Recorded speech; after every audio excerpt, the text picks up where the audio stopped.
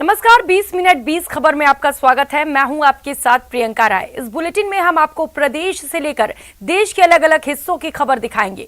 साथ ही आपको ये भी बताएंगे कि दुनिया भर में क्या कुछ चल रहा है। तो चलिए शुरू करते हैं 20 मिनट में 20 खबरों का सिलसिला। सबसे पहले खबर अपने प्रदेश राजस्थान की। दीपोत्सव की खुशियां उस समय मातम में बदल गईं जब टांके में 2 मासूम डूब गए। इतना ही नहीं, अपने लाडलों को बचाने में मां की भी मौत हो गई। ये दर्दनाक हादसा पोखरण के गंगाराम की ढाणी में हुआ। बताया जाता है कि गंगाराम की ढाणी में बंशी लाल का 5 साल का बेटा अभिजीत और 7 साल की बेटी अनुसुईया खेलते खेलते टांके के पास पहुंच गए और दरवाजा खुला होने के कारण टांके में गिर गए। टांके में किसी के गिरने की आवाज सुनकर जब मां दौड़ी आई तो अपने मासूमों को डूबते देखकर उसका कलेजा मुंह को आ गया और अपने मासूमों को बचाने के लिए मां भी टांके में कूद पड़ी। लेकिन बच्चों की जान तो नहीं बच पाई, मां की जान भी चली गई। हादसे के बाद परिवार और पूरे गांव में कोहराम मच गया। किसी को विश्वास नहीं हो रहा था कि पल भर पहले घर आंगन में उछलते खेलते मासूमों के साथ उनकी मां भी मौत के मुंह में समा चुकी है। अस्पताल में मौत से जूझ रहा रिटायर्ड रेल कर्मी का ये परिवार बेखौफ बदमाशों के कहर का शिकार हुआ है। घटना कोटा के रेलवे कॉलोनी इलाके की है, जहां शनिवार की रात आदर्श नगर में बदमाशों ने रिटायर्ड रेलवे कर्मचारी रूप नारायण के घर को अपना निशाना बनाया। बताया जाता है कि पुरानी रंजिश को लेकर चाकू, तलवार और लोहे के पाइप से लैस बदमाशों ने रूप नारायण के घर धावा बोल दिया। घर के लोग कुछ समझ पाते इससे पहले ही बदमाशों ने चाकू तलवारों से हमला बोल दिया और रूप नारायण की पत्नी कौशल्या बाई और उनके बेटे को गंभीर रूप से घायल कर दिया। वारदात के बाद सभी आरोपी आराम से फरार हो गए। सूचना मिलने के बाद मौके पर पहुंची पुलिस ने घायलों को अस्पताल में पहुंचाया और बदमाशों की तलाश में जुट गई है। दोस्ती से इनकार करना सिरफिरे आशिक को इतना नागवार गुजरा कि महिला के घर में घुसकर हमला कर दिया। ये वाकया चित्तौड़गढ़ का है। बताया जाता है कि बनवारी नाम के एक शख्स ने एक विवाहिता से दोस्ती का प्रस्ताव रखा था।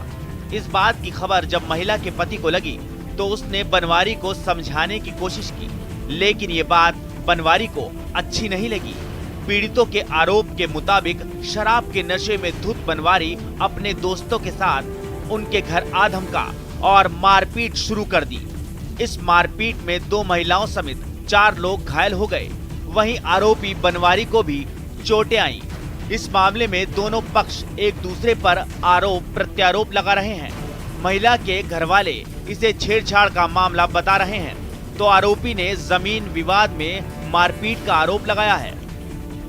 घर पे आके मारपीट करी और तलवार भी लेके आए थे। ये बनवारी ने पहला और दूसरा पक्ष है वैष्णव पक्ष, इनको इनकी भाभी से इनका मेरे साथ दोस्ती कर लो, किस बात को लेके इन्होंने गोलीमा दिया का। सीकर में सोने की बड़ी लूट से हड़कंप मच गया। शहर के एक नामी ज्वेलर्स से 1 किलो 70 ग्राम सोने की लूट ने पुलिस की नींद उड़ा दी है। पीड़ित श्याम सुंदर के मुताबिक जब वो रोज की तरह दुकान बंद कर स्कूटी से घर जा रहे थे तो रास्ते में ही अरिहंत हॉस्पिटल के पास कार से आए लुटेरों ने उन्हें घेर लिया और हथियार के दम पर उनसे 55 लाख रुपए की कीमत का 1 करोड़ 70 ग्राम से भरा थैला लूट लिया। पीड़ित ने लूट की घटना की खबर जैसे ही पुलिस को दी, पुलिस ने पूरे शहर की नाकेबंदी कर दी और पूरे शहर में ताबड़तोड़ तलाशी की, लेकिन लुटेरे ऐसे गायब हो चुके थे जैसे गधे के सिर से सींग। फिलहाल लूट की इस बड़ी वारदात के बाद व्यापारियों में आक्रोश है। नकाब, मुंह पर नकाब और रुमाल लगा रखी वाइट। कितना लोग? गाड़ी कौन सी? गाड़ी सफ़ेद कलर की, नंबर प्लेट ही को नहीं। कौन सी गाड़ी? गाड़ी जब तक आई है मारुति की स्विफ्ट ही। कितना जाना? एक ड्राइवर चला रहे हो, एक ड्राइवर सीट पर बैठे हो, एक जन उतरे हो, पीछे भी 1 या 2 जना हो सके। चूरू में चोरों की कितनी चांदी है, इसका अंदाजा आप ये सीसीटीवी देखकर लगा सकते हैं। आपको क्या लगा कि कोई अपने घर में कोई चीज ढूंढ रहा है? लग तो यही रहा है, लेकिन सच्चाई वो नहीं जो आपको दिख रही है। सच्चाई तो ये है कि मिठाई की दुकान में घुसा ये शख्स एक चोर है। दरअसल चूरू के कलेक्ट्रेट रोड में एक ही रात 3 दुकानों के ताले तोड़कर चोरी की वारदात को अंजाम दिया गया। आरोपी ने पहले एक गाड़ी मोटर कबाड़ खाने की दुकान का ताला तोड़ा, फिर फाइनेंस कंपनी का ताला तोड़ा और बाद में मिठाई की दुकान का ताला तोड़कर उसमें घुस गया। मिठाई की दुकान के कारखाने में वो करीब 15 मिनट रहा, जहां से उसने काजू मावा, केसर और मिठाई में डालने वाले कलर और दूसरे सामान चुराए और फिर बड़े आराम से निकल गया। 2-3 केसर की डब्बी पड़ी थी, उसमें एक कटर था, ऐसे छोटा बड़ा 2-3 आइटम उसमें ढूंढ निकाल लिए। लगभग 14-15 मिनट ऊपर रहा है वो। पुलिस की गिरफ्त में आए ये वो शातिर हैं जिन्होंने चाकू की नोक पर CMS कंपनी के एक कर्मचारी विकास से 20 लाख की लूट को अंजाम दिया था। लेकिन शातिर ज्यादा दिन तक पुलिस को चकमा नहीं दे पाए और धर दबोचे गए। पुलिस के मुताबिक आरोपियों में एक पहले उसी कंपनी में काम करता था, लेकिन कैश में हेराफेरी की शिकायत के बाद दीपक वैष्णव नाम का ये आरोपी कंपनी से नाराज था और बदला लेने की फिराक में था। बदले की इस आग में जलते दीपक ने जेल की सजा काट चुके अपने ममेरे भाई से संपर्क किया और फिर दोनों ने 2 अन्य युवकों के साथ मिलकर विकास से 20 लाख रुपए लूट लिए, जिसके बाद हरकत में आई पुलिस ने CCTV फुटेज के आधार पर आरोपियों की पहचान की और 2 को अपनी गिरफ्त में ले लिया है। हालांकि 2 आरोपी अभी भी फरार हैं। एक मुलजिम दीपक वैष्णव और दूसरा हर्ष वैष्णव को गिरफ्तार किया जाता है। इसके बाद इनसे कुछ कैश, मोबाइल, दोनों बाइक और चाकू चिन्हित कर लिए गए हैं, जो कि जल्दी ही बरामद कर लिए जाएंगे। जाको राखे साइयां मार सके न कोई, ये कहावत झुंझुनू में सच साबित हुई जब ट्रैक्टर के नीचे आने के बावजूद पूरे परिवार की जान बच गई। हुआ यूं कि झुंझुनू में एक बेकाबू ट्रैक्टर ने एक बाइक पर सवार 4 लोगों को टक्कर मार दी।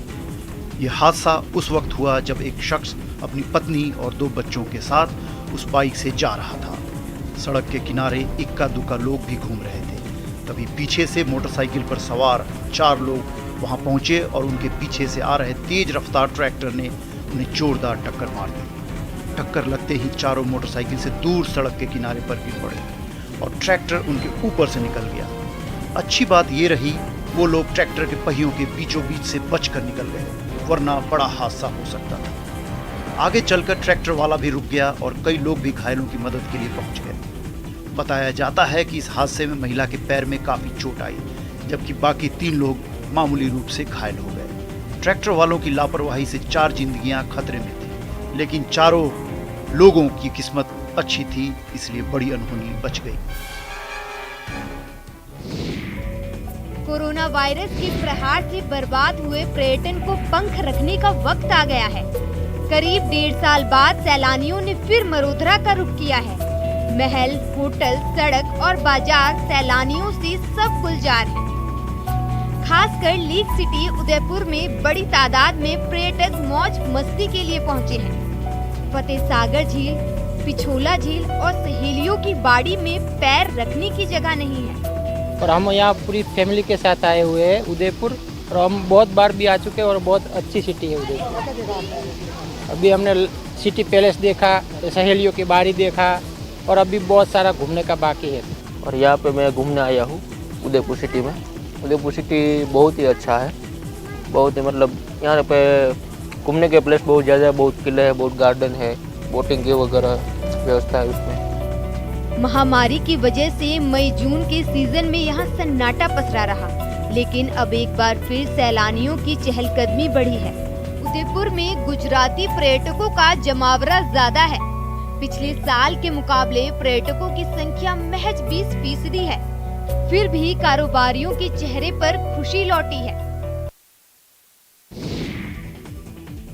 और अब देख लेते हैं कुछ अन्य राज्यों की खबरें। दुनिया में एक बार फिर मोदी का डंका बजा है। जी हां, भारत के प्रधानमंत्री नरेंद्र मोदी एक बार फिर से दुनिया के सबसे लोकप्रिय नेता चुने गए हैं। अमेरिकी data intelligence firm the morning consult के सर्वे के मुताबिक प्रधानमंत्री नरेंद्र मोदी ने अप्रूवल रेटिंग में अमेरिकी राष्ट्रपति जो बाइडेन और ब्रिटिश प्रधानमंत्री बोरिस जॉनसन समेत दुनिया के 13 राष्ट्र प्रमुखों को पीछे छोड़ दिया है। पीएम मोदी की अप्रूवल रेटिंग 70% है। 5 नवंबर को अपडेट किए गए इस सर्वे में भारतीय प्रधानमंत्री दुनिया के कई राष्ट्रपतियों और प्रधानमंत्रियों से काफी आगे हैं। पीएम मोदी ने मैक्सिकन राष्ट्रपति Andres Manuel Lopez Obrador, Italy के प्रधानमंत्री Mario Draghi, German chancellor Angela Merkel, अमेरिकी राष्ट्रपति जो बाइडेन समेत कई बड़े नेताओं को लोकप्रियता के ग्राफ में पीछे छोड़ दिया है। इस लिस्ट में ऑस्ट्रेलिया के प्रधानमंत्री स्कॉट मॉरिसन, कनाडा के प्रधानमंत्री Justin Trudeau, British PM Boris Johnson और ब्राजीलियन राष्ट्रपति जेर बोल्सोनेरो भी शामिल है। इस बार के सर्वे में अमेरिकी राष्ट्रपति 5वें से 6वें और ब्रिटिश प्रधानमंत्री 8वें से 2 स्थान फिसलकर 10वीं पोजीशन पर पहुंच गए हैं।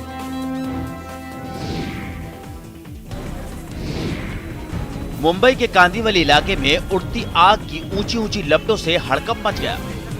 यहां हंसा हेरिटेज नाम की 15 मंजिली इमारत की 14वीं मंजिल पर भी आग लग गई। लोग कुछ समझ पाते इससे पहले ही आग तेजी से फैल गई और 14वीं मंजिल को अपने आगोश में ले लिया। आग इतनी तेजी से फैली कि लोगों को संभलने का मौका नहीं मिला और 7 लोग बिल्डिंग में फंस गए। इधर आग की खबर मिलते ही फायर ब्रिगेड की टीम मौके पर पहुंच गई और आग बुझाने के साथ साथ बिल्डिंग में फंसे लोगों के रेस्क्यू की कोशिशें तेज कर दी। कोशिशें रंग भी लाईं। बिल्डिंग में फंसे 5 लोगों को तो सुरक्षित रूप से बाहर निकाल लिया, लेकिन बाकी 2 लोग गंभीर रूप से झुलस गए थे, जिन्हें कांदिवली के अस्पताल ले जाया गया। हालांकि उन लोगों की जान नहीं बच सकी। इससे पहले बचाव दल ने मौके पर पहुंचते ही बिल्डिंग की लाइट काट दी थी। आग किस कारण से लगी, इसकी वजहों का खुलासा नहीं हो पाया है। आशंका जताई जा रही है कि शॉर्ट सर्किट या फिर पटाखों की चिंगारी के कारण ये दर्दनाक हादसा हुआ।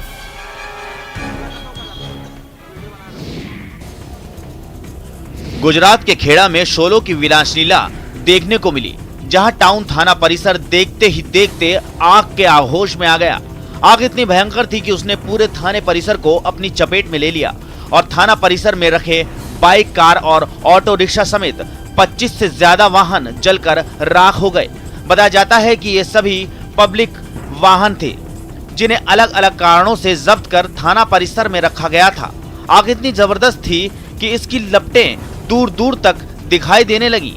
आग लगने की खबर मिलने के बाद दमकल की कई गाड़ियां मौके पर पहुंच गईं और आग बुझाने का काम शुरू किया गया, लेकिन आग इतनी भीषण थी कि फायर ब्रिगेड को आग बुझाने में बड़ी मुश्किलों का सामना करना पड़ा। हालांकि कई घंटों की कड़ी मशक्कत के बाद आग पर काबू पा लिया गया। इस बीच ये खबर राहत देने वाली रही कि इस बड़ी अगलगी में किसी की जान नहीं गई। पटना के दानापुर से एक डराने वाली तस्वीर सामने आई। वहां फुलवारी शरीफ इलाके में कार्यक्रम के लिए लगाए गए पंडाल में अचानक आग भड़क उठी। आशंका जताई जा रही है ये आग किसी पटाखे से निकली चिंगारी की वजह से लगी। देखते देखते चिंगारी शोलों में तब्दील हो गई, जिसकी वजह से आधे से ज्यादा पंडाल जलकर राख हो गए। उस जगह पर ऐसी लपटें उठी कि जिसने भी देखा वो खौफ से भर गया। बड़े बड़े बांस की मदद से तैयार किया गया पंडाल आग के लिए चारा साबित हुआ और आग बढ़ती चली गई। कुछ देर में हालात ऐसे हो गए, संभलना मुश्किल हो गया। यहाँ तक कि सड़क से आने जाने वाले लोगों के लिए भी खतरनाक साबित हुआ। आग लगने की जानकारी मिलते ही वहाँ दमकल की गाड़ी पहुँच गई, जिसने इसे बुझाने में अपनी पूरी ताकत झोंक दी। पानी की मोटी धार के साथ जब वो अंदर दाखिल हुए तो नज़ारा और भी डरावना हो गया। वहाँ चारों तरफ आग पैर पसारने को बेताब नजर आई। पंडाल में मौजूद तकरीबन हर चीज जलकर बर्बाद हो गई। हालांकि कई घंटों की मशक्कत के बाद आग पर काबू पा लिया गया।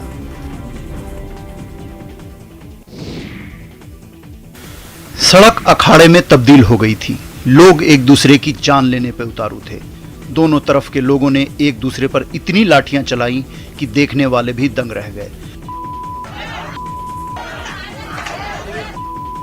हैरान करने वाली ये तस्वीरें उत्तर प्रदेश के संभल की हैं, जहां एक ही परिवार के लोग एक दूसरे के जान के दुश्मन बन गए। गाली गलौज और मारपीट। इस भिड़ंत में महिलाओं ने भी अपना दमखम दिखाया। महिलाओं ने भी लठ उठाए और एक दूसरे पर जमकर वार किए।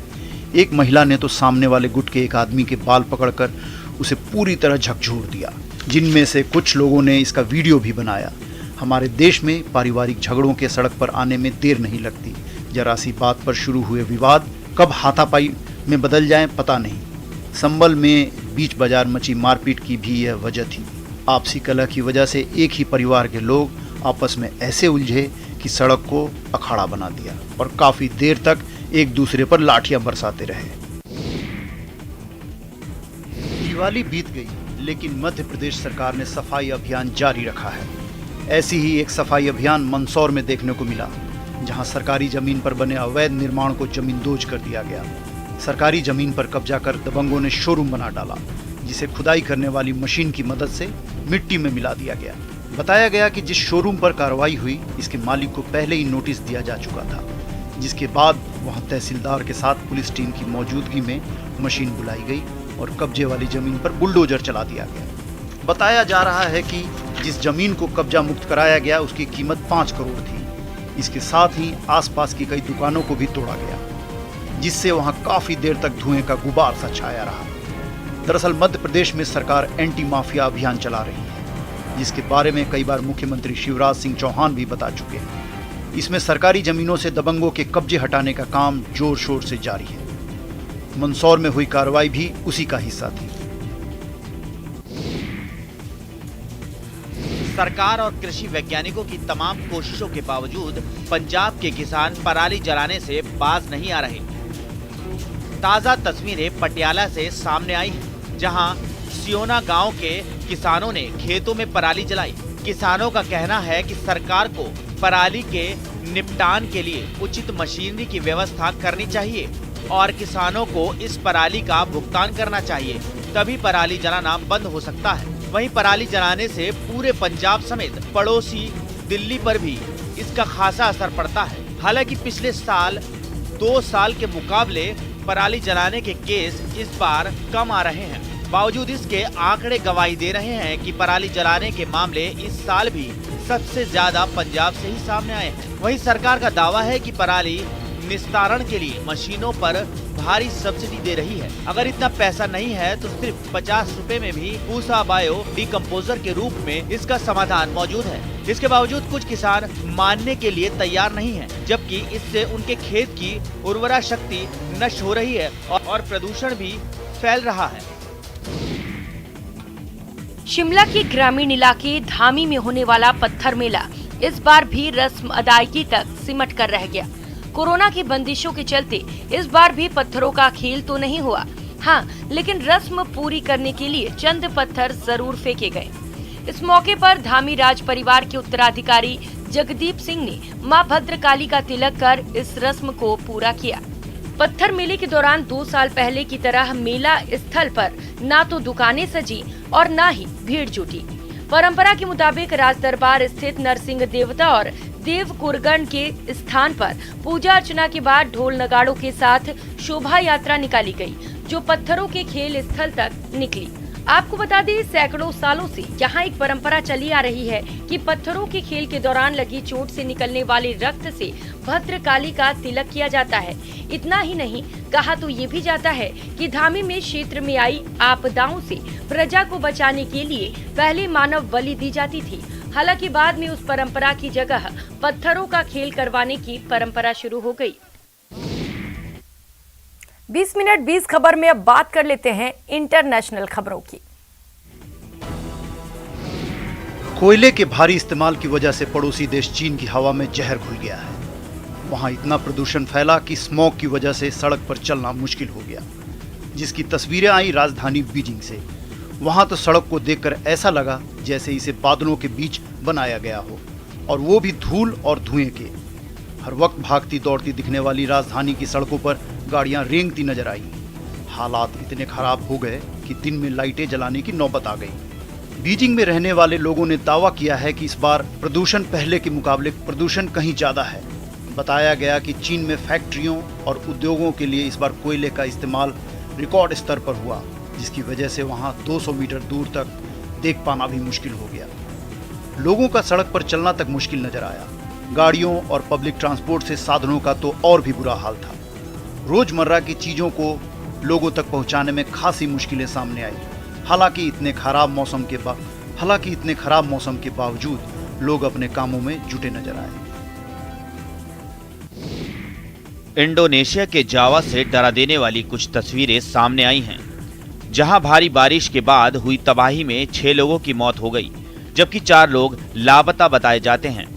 दरअसल भारी बारिश की वजह से वहां की एक नदी में उफान आ गया और उसका पानी अपना दायरा तोड़कर वहां के एक गांव पर कहर बनकर टूटा। नदी का पानी बहकर तो निकल गया, लेकिन उसकी चपेट में आया एक गांव तो लगभग पूरी तरह तबाह हो गया। कुछ मकान पानी के साथ आए मलबे में दफन हो गए और रास्ते मिट्टी से सन गए। कुछ मकान आधे ढहकर बस गिरने को तैयार दिखे। इस कहर के आगे कई पेड़ भी धराशायी हो गए। कुछ लोगों के मिट्टी और मलबे में दबे होने की आशंका जताई गई और इसलिए रेस्क्यू ऑपरेशन की कई टीमें गांव के लोगों की मदद से लापता लोगों की तलाश में जुटी दिखी। इस दौरान मलबे के नीचे से कुछ शवों को भी निकाला गया। हालांकि इस मुश्किल हालात में उन्हें भी काम शुरू करने से पहले काफी दिक्कतों का सामना करना पड़ा, क्योंकि बारिश की वजह से वहां काफी फिसलन भी थी। यूरोप के देश बोस्निया में बेहिसाब बारिश ने लोगों के सामने मुश्किलें खड़ी कर दी। वहां भारी बारिश की वजह से बाढ़ जैसे हालात बन गए। जिन इलाकों में इसका सबसे ज्यादा असर हुआ उनमें राजधानी सारायेवो भी शामिल है, जहां सैलाब के सितम के आगे सब बेबस नजर आए। शहर की चमचमाती सड़कें पानी में गुम हो गईं और उन पर नावें चलने लगीं। सामने आई एक तस्वीर में ऐसी ही एक नाव की मदद से राहत और बचाव दल के लोग पानी में फंसे लोगों को बाहर निकालते दिखे। वहां से बहने वाली एक नदी तो सब कुछ लील लेने के लिए बेताब दिखी। इतना ही नहीं, कुछ मकानों की पहली मंजिल और कुछ गाड़ियां पानी में पूरी तरह डूब गईं। इसी बीच राहत और बचाव दल के लोग भी इस परेशानी से जूझते दिखे। उन लोगों ने पानी में फंसी गाड़ियों को निकालकर सुरक्षित जगहों पर पहुंचाया। हालात बिगड़े तो वहां के कई लोगों के सामने घर बार छोड़ने की भी नौबत आ गई।